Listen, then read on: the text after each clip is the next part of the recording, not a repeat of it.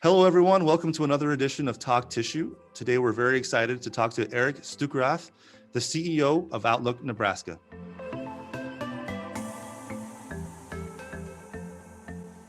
Hello, Eric. Thank you so much for your time today. I've been looking forward to talking to you for a couple months now. Outlook Nebraska is very unique to the tissue industry. I think there are many people within North America that are familiar with Outlook Nebraska and its mission. I feel like this would be a good opportunity to dig a little deeper. And so just wanted to start out and ask you a little bit about the history of Outlook, your association with Outlook, and kind of just give us some feedback on Outlook's mission. Absolutely. Thanks for having us on today and giving the opportunity to talk about our mission. And you kind of nailed it, that unique place in the industry that we hold. So talking a little bit about our history overall, we were formed in 2000, and we started with a mission to employ people who are blind. And it was pretty straightforward. We hope to be able to build a product line that appealed to a customer base, and that the mission would actually help in driving a value proposition beyond just the product that it is. So in that tissue and towel market, we found an opportunity with National Industries for the Blind and the Ability One program. And we have done nothing but grow since then. So we've been through multiple locations. We've been through startup and used equipment, and now are fortunate enough to be able to bring in a new piece of equipment now and then to expand operations, and just have really expanded the mission beyond just employment, and have had the opportunity to meet a lot of people that have just resonated with our mission. Sure. No, and I visited Outlook Nebraska a couple of times, so I'm a firsthand witness of the wonderful work that goes on there. How did the marriage of the mission of employing the blind, and where did the tissue aspect come from? Did someone come in with the idea from another venture, or how did that marriage occur? Yeah, so we were born out of a number of subcontracting relationships that allowed us to infuse our labor force into another company. And over time, as we continued to grow, we found that we were able to be independently sustainable. As a 501c3 not-for-profit, we still do a lot of programs beyond just employment that allow us to serve people who are blind. But getting out of the gates, that Ability One program and the federal marketplace really allowed us to integrate the mission into the industry. Sure. Okay. No, that makes sense. Then I know you're involved, like you mentioned, the Ability One program, and there's some other charities that you're also involved in. Do you want to touch on those a little bit? Yeah. So throughout the years in employing people who are blind, we really learned a lot about what their needs were and what we could do to help them kind of along their life's journey. And so we began to build various programs, whether it's cultural programs or educational programs or adaptive technology, really to help them out in everyday life. They were already coming to the workplace, and they were already working with our teams to be economically independent and contributors to their community. And now we wanted to help them get outside of the walls of their house or their apartment and really start enjoying to the fullest a lot of what their community and the country really has to offer. And so we started with a couple computers in cubicles and began helping people to learn how to get online and be more efficient and effective, to be more independent really, and not rely on as many other people to help them through some of their personal daily work, whether it's reading mail or shopping or just getting to the pool to go have a swim. Yeah, no, independence is crucial in someone's life. Gives you great self-worth. I mean, it's amazing.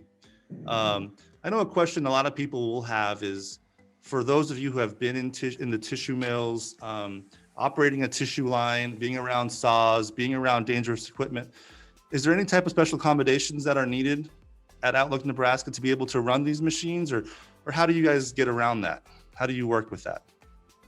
Yeah, that's a great question. I think that our safety record has been phenomenal. And in fact, our record was a little over 6 years between lost time accidents. And so to be able to have a record like that, you really take great care in making sure that people go home exactly the way they arrived at work, Yeah. safe and ready to go back to their families and enjoy life. So as far as the additional accommodations, we do a number of different adaptive tech updates to our equipment, whether that's tactile or whether that's an electronic um, type of option. We look at a specific piece of equipment. We simply say and ask the folks that are going to be running that equipment, hey, given your eyesight or Hmm. lack of eyesight, what more might you need in order to be, productive on this piece of equipment?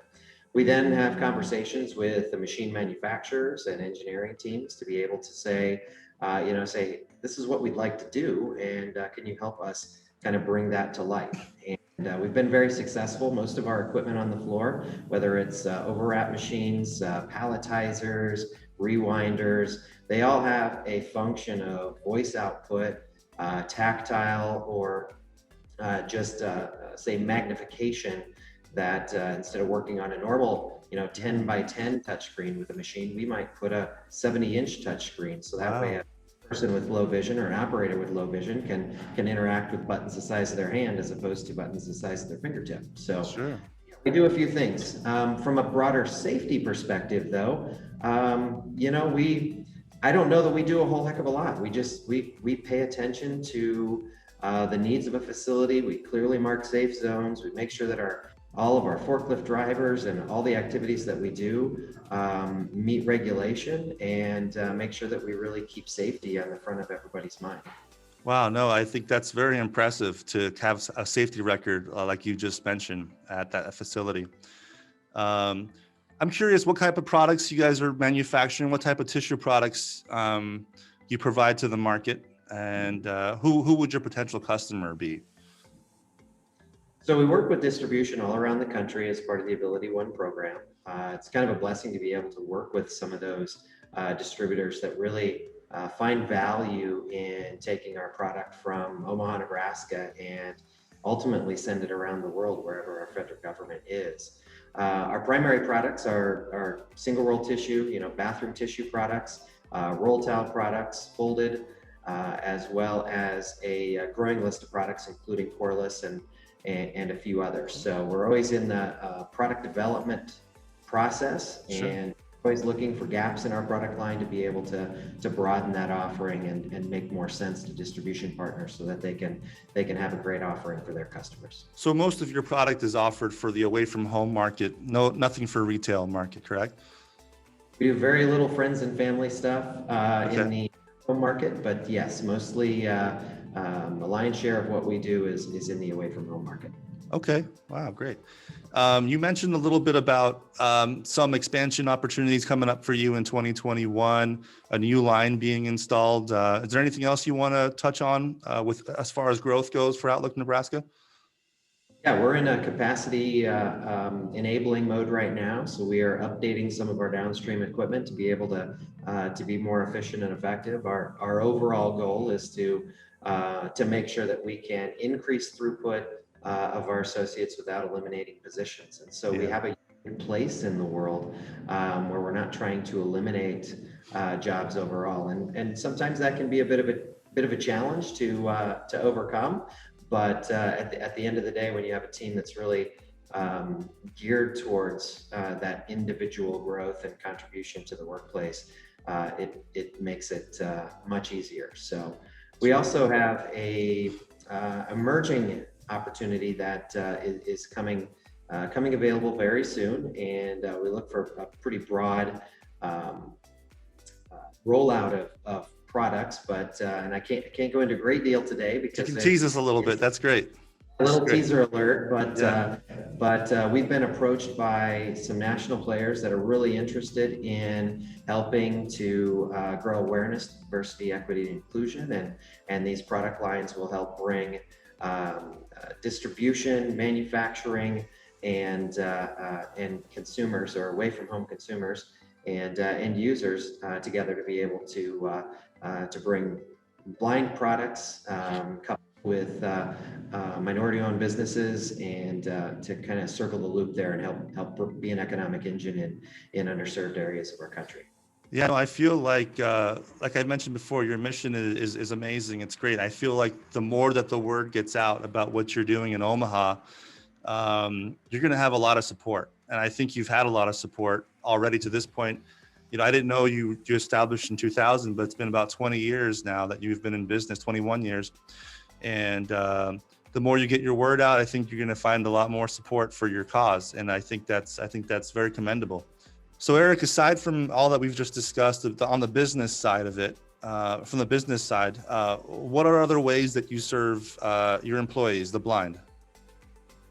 Yeah, we have actually come a long way in the last 3 years to broaden our services and really put a highlight on the capacities and capabilities of people who are blind. And we've learned a lot through employing them directly in the tissue industry, but not everyone wants a manufacturing job or wants to be in logistics or Yeah.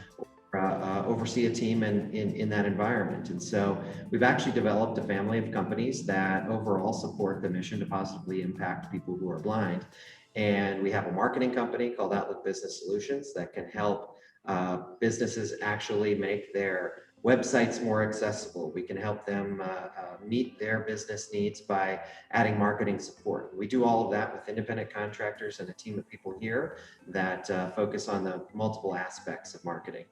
We also have a couple properties companies that since the tissue industry takes up quite a footprint, we have purchased the building that we're in today and have a few tenants. We're also building a new building soon that we use the lease revenue to help ultimately to help finance our non-revenuing programs in Outlook Enrichment. So Outlook Enrichment is those enrichment programs that I talked about earlier that have become a part of our most traditional not-for-profit entity that relies on donor support and a community to be behind it. And so that organization really will be our most community-facing entity, really, as we continue to grow, because that will be the way that we meet and understand the full needs of people who are blind and continue to add opportunities for them to excel and prosper. So,